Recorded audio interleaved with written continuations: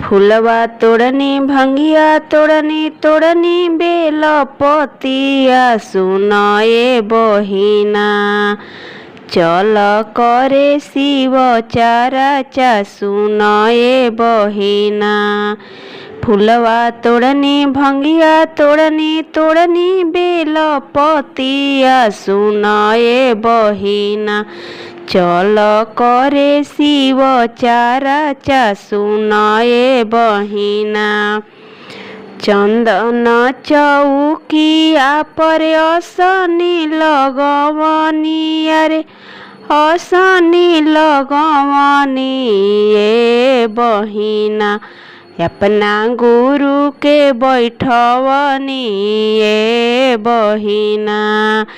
फुलवा तोड़नी भंगिया तोड़नी तोड़नी बेलपतिया हे बहिना चल करे शिव चर्चा ए बहिना।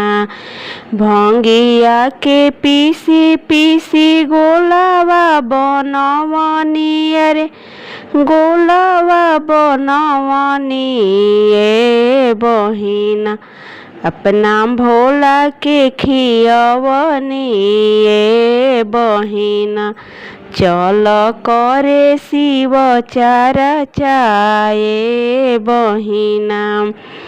फुलवा तोड़नी भंगिया तोड़नी तोड़नी बेलपतिया ए बहिना चल करे शिव चर्चा ए बहिना। मिसिरी बेदामावा के भोगवा लगवनी गुरु के खियाई चल करे शिव चर्चा ए बहिना। मिसिरी बेदामावा के भोगवा लगवनी गुरु के खियाई ए बहिना चल करे शिव चर्चा ए बहिना।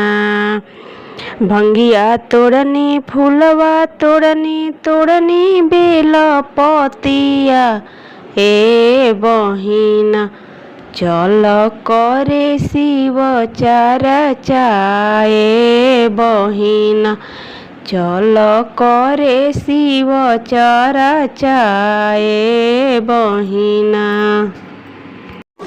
अगर मेरा गीत आपको पसंद आए तो लाइक सब्सक्राइब और शेयर जरूर करिएगा।